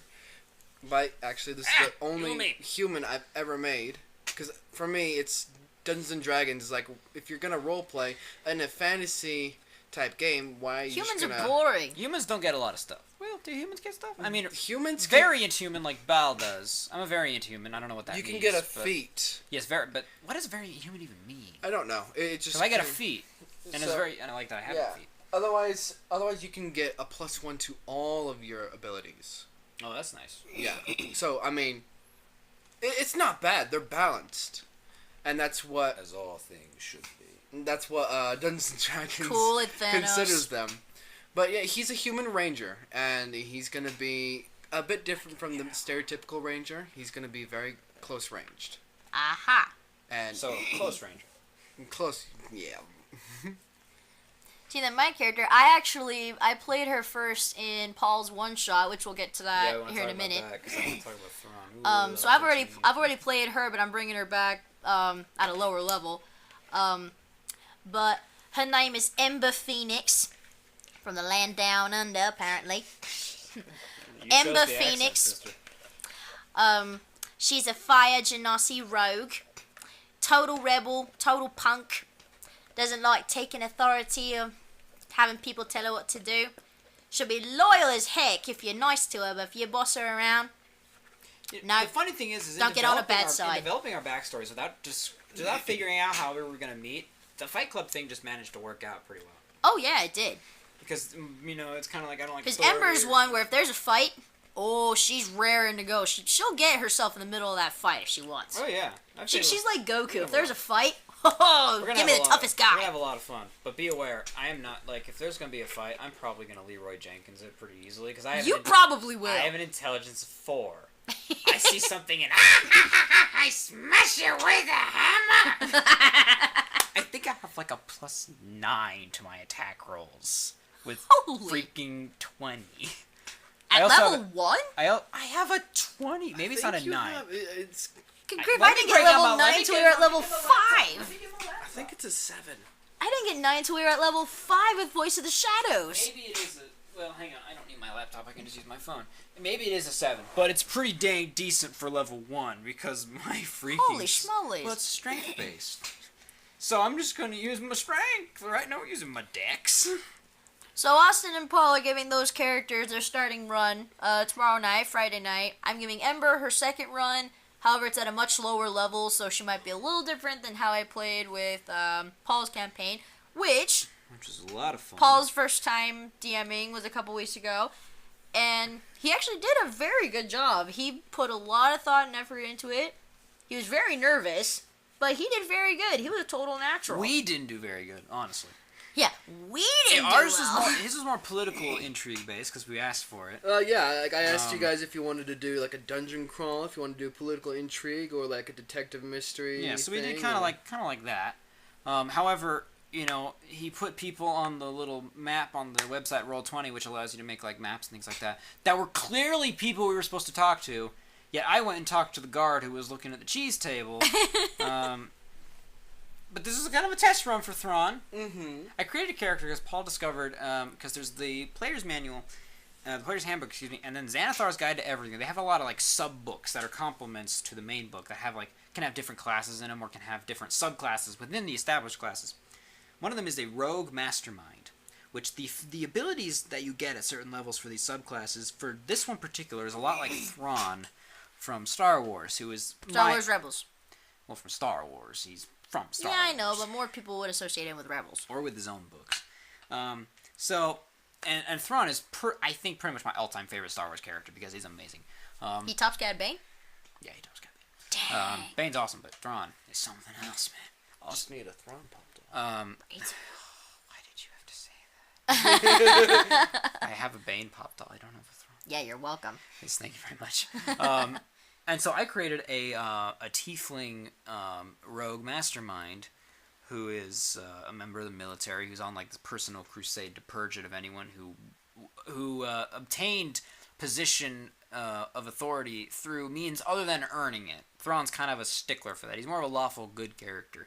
And he's very different from like Garen. He's very different especially from Garen.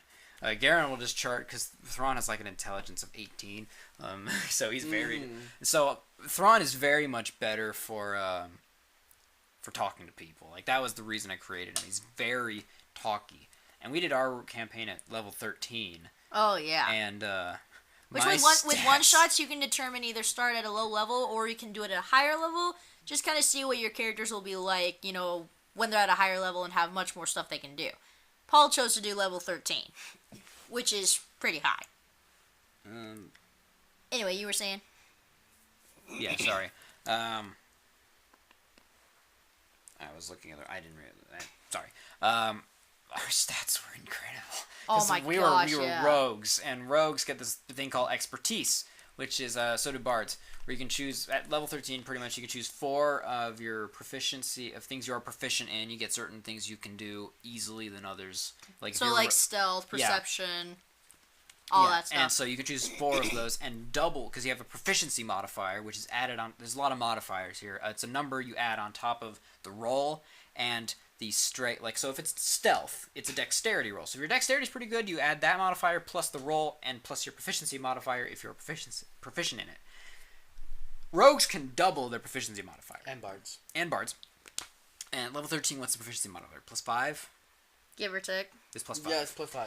So, my stats were screwed up a little bit because of the PDF. But I was proficient in persuasion, intimidation, investigation, perception. So my stats were like +13, +14, and there was an ability that we forgot about, where if you roll something if you roll a check you are proficient in, anything less than a 10, except maybe a natural 1, we still haven't figured that out, you get to just make it a 10. So if you roll a 2, it becomes a 10 if you're proficient in it. Plus the modifier. So anything... We completely forgot about that. Yeah, but it didn't really affect us. So, like, if I rolled crap in an intimidation check, it automatically becomes 24 because I'm that good in it. And that's, like, instant, unless they're extremely tough, instant victory.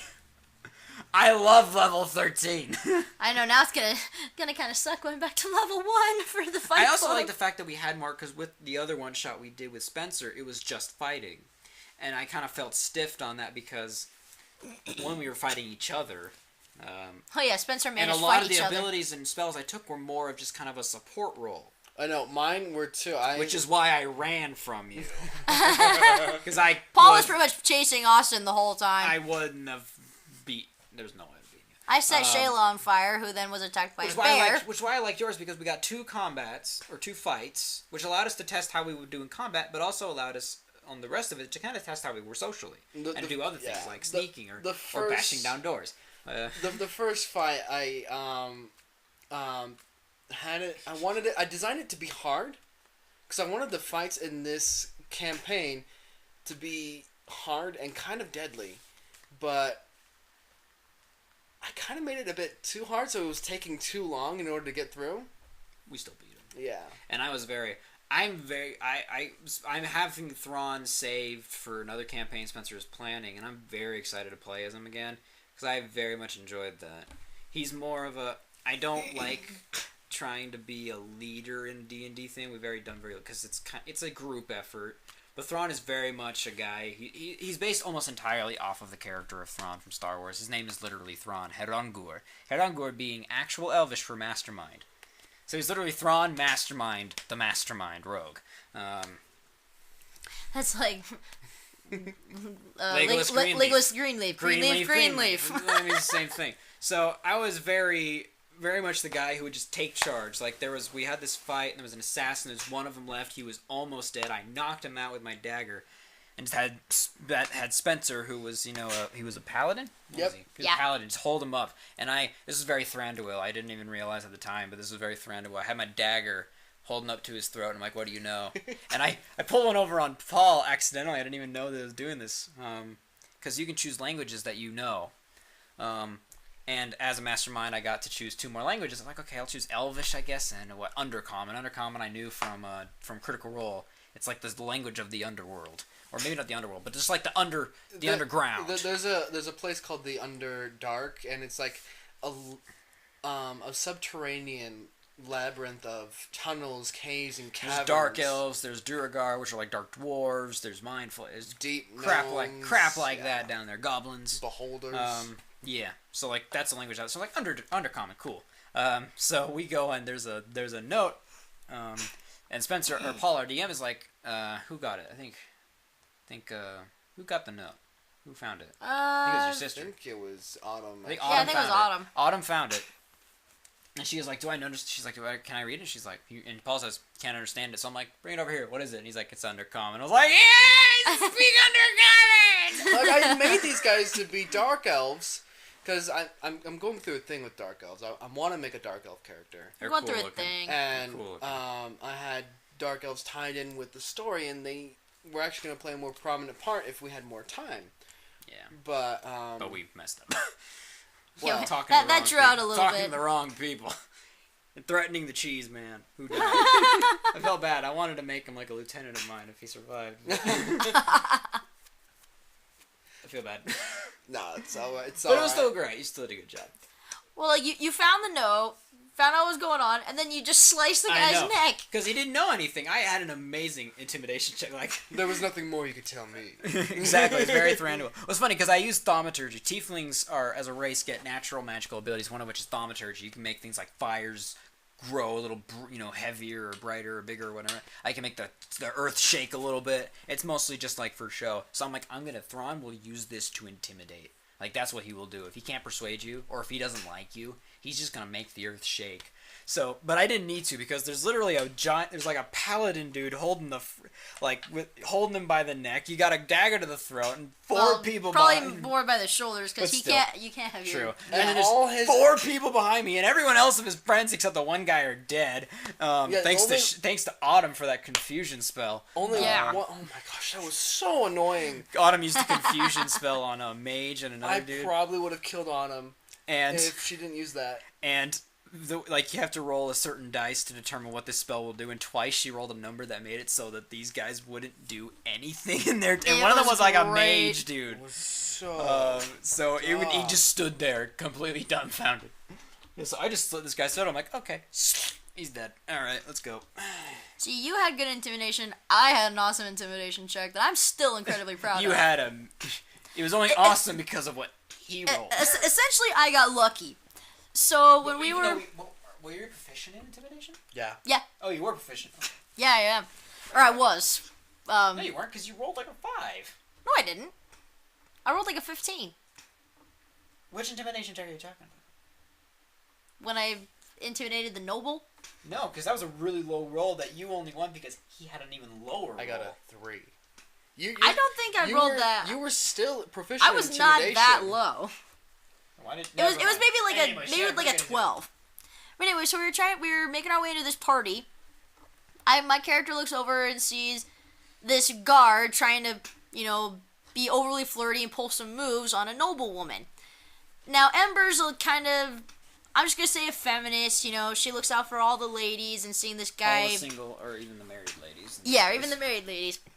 And she sees this guy, making advances on, and she clearly doesn't want it, so did I have mage hand? Yeah, I had mage hand because I had a ring. Mage hand, and what you did is you... Yeah, so I used my mage hand spell, which is basically like an invisible hand, and I pushed the guy away.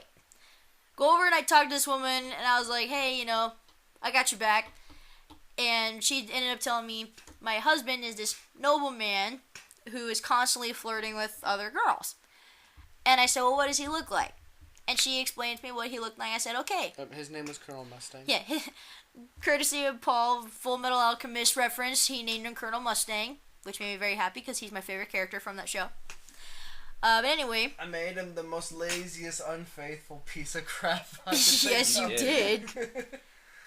How dare you shame Travis Willingham's character that way? It was fun. Anyway, so I was like, if I see him in the party, I'll keep an eye on him. So as we're stealthing through this party, looking, for ways to get to this one guy's, office, whatever, I find Colonel Mustang. And I'm like, okay, I'm taking my chance. So I go over, and of course, he's got his eye on this woman in the corner. I go up to him, and I kind of, just put my arm around, I was like, I see you looking at that girl over there. And he's all, just casual, like, oh, yeah, she's a looker. And so suddenly I pull out my knife and I stick it right in his ribs, just poke him. And everyone's like freaking out, like, oh crap, she's gonna blow it. She's gonna blow this for us. And I whisper something in his ear, like, alright, you listen to me. I'm not gonna do it with the accent just for sake of it. And I was like, okay, you're gonna listen to me and I'm gonna say this once. I met your wife outside and she told me that you are an unfaithful piece of crap. You're gonna go back outside, you're gonna go to your wife, and you're gonna treat her like the best wife that you have ever. You are the luckiest man alive to have this woman as your wife.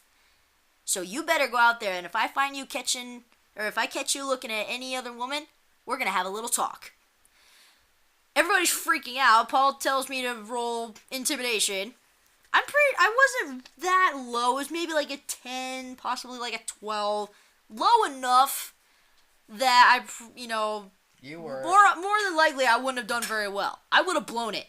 But I had rolled terribly. I'm not gonna catch you. Get up. Yeah, you need to sit up. But I had rolled terribly on his check. Because this is something I didn't plan for, so I didn't have a predetermined number that she needed to beat, so I decided to just roll for it. I rolled a 3. Yeah, he rolled Yep. crap. He wasn't rolling that great that night. So he was scared of me. Scared crapless. He ran out of that room, went to his wife. I later caught up with him later and acted like I never met the guy.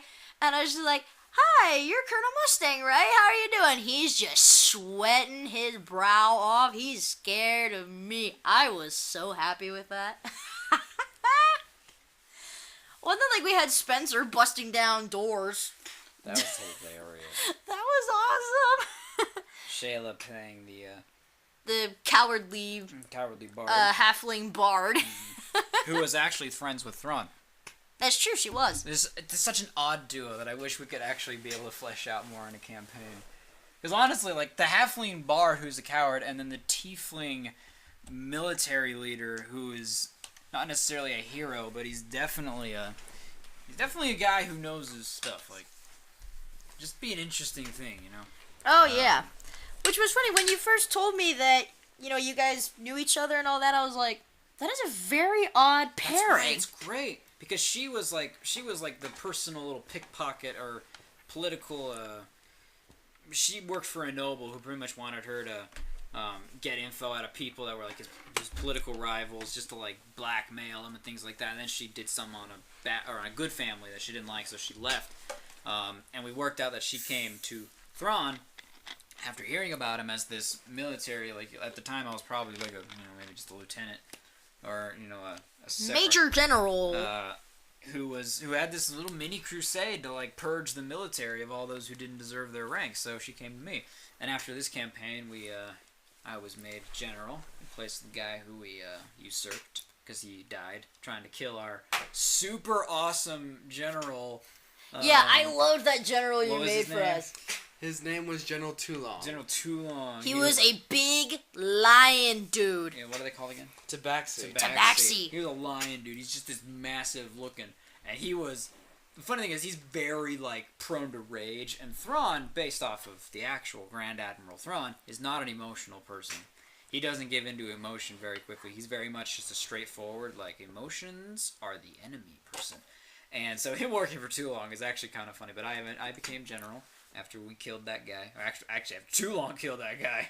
That Toulon destroyed that guy. Oh, he destroyed him. He was fat. He wasn't hard to hit, I bet. Especially for too long. No, he was more of a spellcaster that... Wait. If you guys had triggered that trap, he would have come down, cast some level 9 spells, and that fight would have been a lot harder. Well, it's a good thing I saw that trap. Yeah, good which thing you disabled the trap. Also, slight bragging rights for me. I got the kill on the big monster. Stole my kill. What was that thing called? An Odogaron. It's big giant dinosaur type thing. Creature I made. A creature of his own design. Still freaky as heck. It work, but yeah. It was a test run. But like, my character is going to do shocking grasp on it, which basically just kind of electrocutes him a bit. And I got the how do you want to do this? You stole my kill.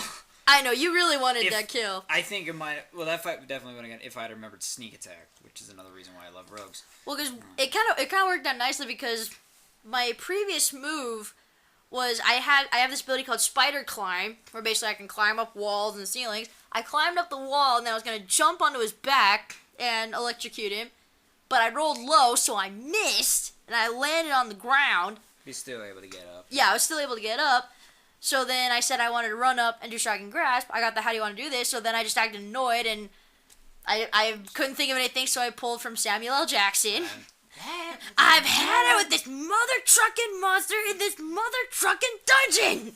And I ran out and just shocked the ever living crap out of him, and I was so satisfied. This was like at 1 in the morning, by the way. Yeah, it was like 1 in the morning when that happened. And yeah.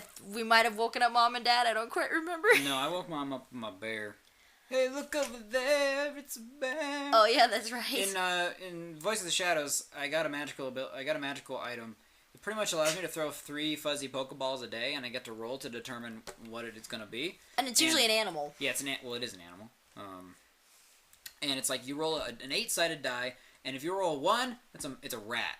That's all it is. If you roll an 8, it's a brown bear. If you roll a 7, it's a lion. I managed to roll a 7 and an 8. Yeah, we got a lion and a bear. Fight. And I saved Paul's butt, because there was this dude with a freaking flaming sword coming right at him, so I threw a bear. Well, I didn't know what it was. I just threw the ball right at his face, and it became a bear. And he had to fight, and he had to deal with my bear. He killed the bear, unfortunately, but he wasn't meant to live. He was meant to die. My lion is still running. Yeah, your lion's still running. Because apparently they're very literal. So even Mom thought that those guards should have chased after that. I know, I thought so too. But it doesn't matter. That encounter went horribly, horribly wrong because Andor and Eridan just charged the one guy at the gate, and he managed to call for help. Unfortunately, well, he good help. He did have a higher initiative order, and we were under assault. And I need to remind Caitlin, don't go off on your own again, because she nearly died. She almost came face to face with both bosses. It's like she did come face to face with both bosses. Good thing one of them decided to ignore her. There were so many people on the field. Spencer literally just forgot 2 of his own guys to roll for. The one guard who she shot at, who's just standing there. And Oh then yeah, the one with who was my chasing grasping Caitlyn, arrow. he just forgot about the one who was chasing Caitlyn. That's so funny. Really quick, Paul and I want to plug our characters for our other campaign that we play with his brothers. I have a female dwarf ranger, who actually her background is a noble, so she's actually a princess. Which on hindsight, I realized I completely stole my backstory pretty much from The Hobbit. Doesn't surprise me. Like, I didn't even do it on purpose. It's just, I got to think about it and realized I totally went the Hobbit route. It was really funny. So she gives me her story, her backstory. She's like, I want to do this, because I think it'd be really cool. And I'm like, so you're going to be the female version of Thorin? Oh, crap. Because basically, my mountain kingdom was attacked, actually, by, did we say demons? You said demons, yes. Yes, we're attacked by demons, killed most of the people, everybody who survived was driven out. Wandered in the wild for a bit. I'm like a combination between Thorin and Aragorn because I'm a ranger. Thorin never really went the ranger route. And actually now in our campaign, we've actually made it back to my homeland. And I kind of realized I didn't flesh out my backstory as much as I wanted because some things were kind of thrown at me from Joel, our DM, that I was kind of like, oh, okay, so that's happening. Which... I need to give that some more thought. And I also, because I'm a ranger, I get a animal companion if I so choose. And I have a pseudo-dragon named Drawl. Actually took the name from Troll Hunters, the Netflix show, which is amazing. Yeah. And then, Paul, talk about your character. So, his name is Sabor. He is a rogue monk hybrid character. Oh yeah, in this campaign we're multi-classed as rogues. I don't do a whole lot with my rogue multi-class. I like it though for the extra attack though. You mean the sneak attack? The extra attack comes from your ranger. Right. Anyway, yes. Anyway, yeah, and he was my actually first real character that I made. Oh yeah, my second character total that I made up to that point. My character's name is Kalia Iron Delver. I should have mentioned that. Yeah. Anyway, sorry, keep going. No, basically he's just going to be a ninja. That's all I want him to be. He's an adrenaline junkie. Anytime there's a fight or if we get a chance to like pickpocket somebody, you're just like, let's go do it. Let's go rob a store. Let's go pickpocket these people. Hey, it worked. Well, now we have his brother Trevor, who with his previous character up until recently, who he changed, was like all about the flips and the twirls and jumping off walls and stuff like that, which kind of drove Joel a little nuts sometimes. Which I try and do that every once in a while just for flair. But Trevor would do it like almost all the time, which was really funny. Really made the DM upset because he kept making it. Well, and then he would roll really great on like all of his athletics. Was it athletics or acrobatics? He usually had him do Acrobatics. Yeah, he would roll well on his acrobatics checks. It basically meant he could do all his flips and twirls and things, and he was just like, "You've got to be kidding!" But now he's made a Goliath fighter.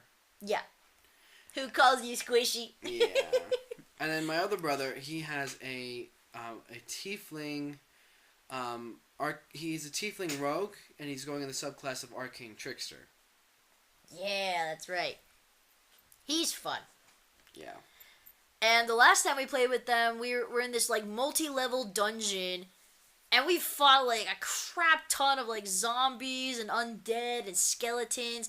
Like, we had, like, what? Like, 10 in each room, possibly? Mm-hmm. Maybe not quite 10, but we had quite a few. And we fought, like, 2-3 dungeons that round. Oh, yeah. Oh, and Austin, check this. So, my brother, the Goliath, he picks up a zombie, right? Oh, yeah. He picks up a zombie. He's like, Joel, I want to try something. Can I use this zombie and whack the other zombie with it? You ever smack one bitch with another bitch? And so he does, and he actually kills both of them. He killed both of them. It was fantastic. 2 for 1. He literally got 2 for 1. It was fantastic. It was the best. Well, and originally in the very first dungeon we went in, we had to roll stealth to go in, and I rolled a natural 1. So I was the one who alerted, all of the zombies and whatnot to our presence. So I just played off of it and just was like, hey boys, mind if we crash the party, and just shot 2 arrows at one guy, and I killed him right on the spot, which was awesome. But like, that was just nuts. Yeah. Which then I realized the undead have like crappy AC, or not AC, AC and hit points. They come in like huge hordes though, so. Oh yeah! Oh my gosh. Porgy, yeah. Porgy. But yeah, sorry, so Austin shows it to me. That's our campaigns that we have. And we've got really quick. Austin's looking to possibly DM in the future a Star Wars campaign. Spencer found us. He found a thing. Someone's pretty much homebrewed. Star Wars Dungeons and Dragons handbook with the monster manual and a starship guide, but the starship guide ain't working. I might check back actually see if it's working now. I have affectionately named it Starships and Sarlaccs, which works really well. Very well. I really want to do this because I've been thinking about this since we started. I'm like, I think a Star Wars version of this would be so much fun because I love Star Wars: The Old Republic. Spencer and I have been playing it a lot recently, and it's just something I love because I love the story of it, and I've just always loved Star Wars. So now and I tried doing a Star Wars role-playing thing before. We bought like a set, and I freaking got rid of it a month before we started doing D&D, like literally. Dang it. Yeah. And so, but that one was way different. Like dice were different. So I'd like to just do an adaptation of Dungeons and Dragons over to Star Wars. We can just use the dice and everything like we know how to do. And so this it's just a lot of in-depth stuff to it, like, because there's no real magic, so they changed it to be, like, tech, like, tech and force, and there's stuff, like, you can, you start out you start at level 1 with a feat, because there's so many of them. Like, there's Ashla, Mastery, which is light side, there's Bendu, which is the balance, there's Bogun, which is the dark side. There's just so much in it. I want to DM a one-shot over the summer just to kind of test it, see what everyone thinks about it. Old Republic inspired. I also do this because I want to write Star Wars books. So, this would be a great time for me not only to test out my ability to tell Star Wars stories, but also to plug my characters. And to include characters whom I love. And I want to try to start a campaign based in the original trilogy era. Yeah, this is probably going to be our longest episode. Yep, it actually is. We just beat Lord of the Rings by a minute. Okay. Well, at least as of right now.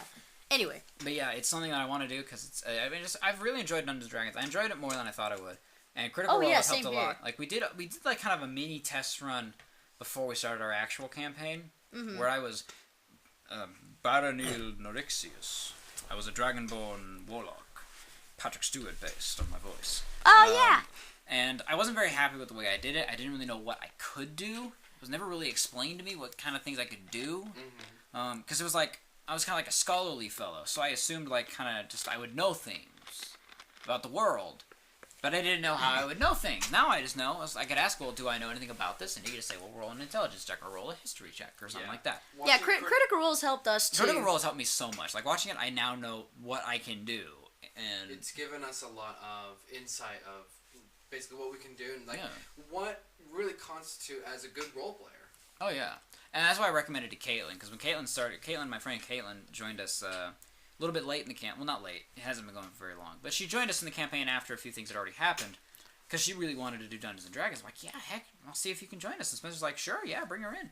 And so I told her, like, watch Critical Role. At least, like, the first episode. Just to know what you can do and how we play. Because she asked me, she's like, a lot of people play it really differently. Because she'd seen stuff on YouTube. And she said some people do it very differently. I'm like, watch Critical Role. If you want to know how we role play, that's pretty much the best way. Just watch a few episodes. Or watch one episode, because they're like 4 hours long, of Critical Role. Just to figure out, because this is how we do it. The how do you want to do this, the way Spencer DMs is very similar to Matt. The way we play is very similar to the cast of Critical Role. So with Star Wars, I want to try to do it. Because there's a lot of stuff, and it's just something I would love to do because I have the soundtracks, and in Critical Role they use music, and I really hope that Spencer has like a playlist set up for music for when we get to play again. Yeah, when we all come back together in the summer, can play in person. Because like when we're sitting there doing battles, waiting on someone to decide or to roll, it's like, wow, this is riveting. We need Skyrim playing in the background. Distracted. You can get distracted. Even with Joel's campaign, he's got music in the background, and which is funny because he just puts it on a random playlist, so we can have like the most serene music playing while we're in the middle of a battle. Die, zombie! Or it's the opposite. We have like kind of not really raging battle music, but just some kind of battle music When while we're nothing's just happening. walking in the plains. I'm gonna, pitch my tent, eat my dinner, and go to bed. Dun dun dun dun dun dun dun dun dun dun. That's pretty much. See, I know how I want my one shot to end. I'm gonna do something special. Oh, you got Uncle Iroh pop doll. Look at that. Yeah, I got him Uncle Iroh for his nice. birthday. Um, Sorry, squirrel. they got a lot of pop dolls at all times. But anyway, yeah, I know how I want my one shot to end, and I have some special plan for it. I say, But- don't tell us. No, I Spoilers. won't, because it's gonna be awesome when I get it. It's gonna be so great. But it's like I have the music for it, and it's just like the music I don't have, I can easily get.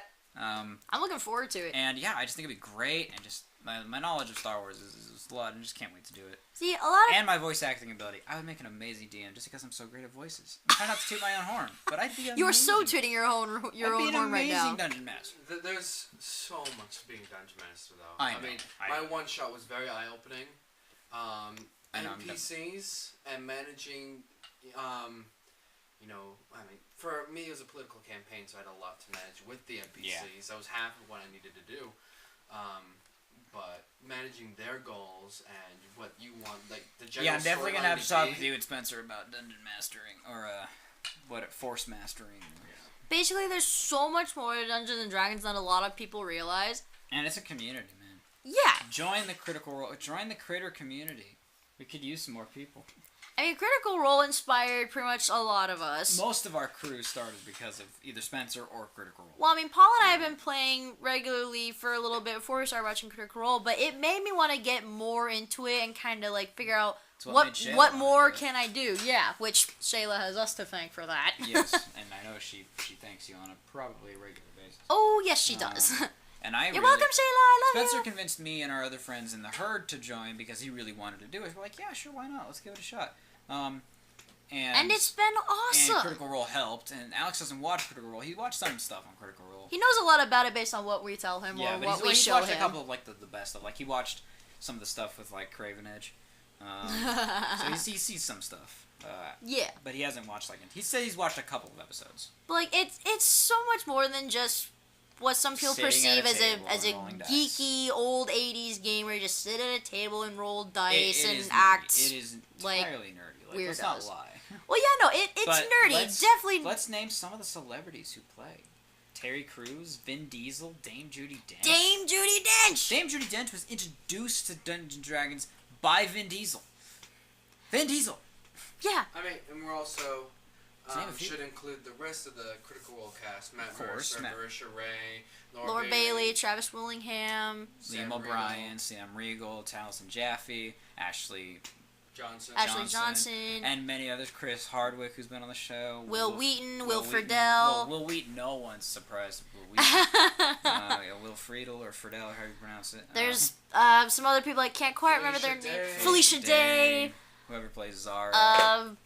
I think her name's like Mary Elizabeth something. There's a I'm lot of blanking people on who it. play like. There's some other people I and would there's some mention, more but I don't want to famous spoil that for you. There's some more famous ones too. Like again, we mentioned Terry Crews. And like I'm still just so freaking happy that Terry Crews plays Dungeons and Dragons. he should play a bard. Like let's be perfectly honest. If he played a bard, oh my gosh. But yeah, there's some. Yeah, we've got It's a a community. whole big community of celebrities who are, you know, And just famous great in their own people. right that play this game. Full-grown adults on a weekly basis get They together now and get play paid- this. They now get paid to do this. They get paid to do it. They get together once a week to play 4 hours of this on the you go. internet for people's Yeah. entertainment. Yeah, we will say it's a commitment. They sold out an entire theater and an entire stadium for live shows. Yeah, because It's fantastic. Again, it is a commitment because It is a commitment. it is a 4-hour session easily each time. Without fail. Without fail. Come back. But yeah, it's so fun. And if you think it's a weird, geeky game, you're right. It is weird and geeky. But it's fun. And you shouldn't judge it. I honestly was a little bit that way when Paul used to play with his, brothers and friends next door. And I was just kind of like, what the heck are they doing? But once I got into it, it's like one of the funnest things ever. And I look forward to playing every single time. I freaking love it. And I realized that we were nearly on the verge, like almost 2 hours. So we're probably gonna wrap this up. But honestly, it's been super fun talking about Dungeons and Dragons. There's probably a whole lot more that we could go off on and talk about. But it's really fun. If you've ever thought about trying it, you definitely should. Maybe find some people in your community. They are everywhere. Honestly. Just maybe, do what I did. I got on Facebook a few days ago and just said, hey, I want to know who all of my friends is plays Dungeons and Dragons. And there were some people who I just said like it if you play Dungeons and Dragons, or love it if you play and also you know about Critical Role. There were some people that actually surprised me that either played or they knew about Critical Role. I was like, I had no idea that these people knew about this, that these people played. Yeah. So, I mean, if you just get on Facebook and just say who all plays Dungeons and Dragons, you'd probably be surprised who all around you plays. And you can probably get a group together. Oh, yeah, I heard, I was at Institute the other day, and a couple people were discussing plans for a campaign. Yeah, I saw some people myself. Yeah, he ran into a friend of ours in the parking lot who was just making a Dungeons and Dragons character on the spot. Probably the same people then. I told you the Pepley twins play, right? Doesn't surprise me. I told you that the Miles and Jacob play. Oh yeah, they do. Mm-hmm. Which actually at our work we're looking at maybe doing a mini Dungeons and Dragons thing with some kids that we work with, which is I think would be pretty fun. But yeah, if you've ever thought about trying it, give it a try, even if it's just for like a one shot. Definitely give it a shot. It's so much fun. Anyway, that is our Forcecast episode for today. Yes, an extra long one. We have a lot to talk about this topic, and we're probably going to be revisiting it, honestly. There's a lot we can talk about. Oh, heck yeah. In the future, we'll have a Critical Role themed episode. And as the campaign progresses, we'll probably keep you updated. Oh, yeah. Yeah, we'll have probably 2 separate episodes. We'll have one based on Campaign 1 once Austin's all finished, because I don't want to accidentally spoil anything for him. Campaign 1. Yeah, for Campaign 1. And then, once we all catch up with Campaign 2, then we'll talk about what's going on in that campaign thus far. When you guys catch up with Campaign 2. Yeah, you're pretty much caught up. Yeah. Except for right now. But anyway, thank you so much for listening. Thank you. If you're still with us this far into the campaign, oh my gosh, the episode. Anyway, I hope you enjoyed it. If you like this, please like our video, like our post on Facebook. Find us on Facebook, like our page, subscribe to our channel, email us at forcecast327@gmail.com with any comments about this episode. If you got characters that you play that you want to share with us and what they're like, please do comment, email. We want to know the kind of characters that you guys have played or are playing or would like to play. Yeah, maybe tell us a bit about the campaigns that you're in, or maybe other suggestions for characters or stuff like that. So yeah, email us with comments, questions, or topic suggestions, and all that fun stuff. And anything else from you guys? Nah, just thanks for your support, and please keep tuning in. We really like doing this, and it's been a blast. So may the force be with you. And how do you want to do this?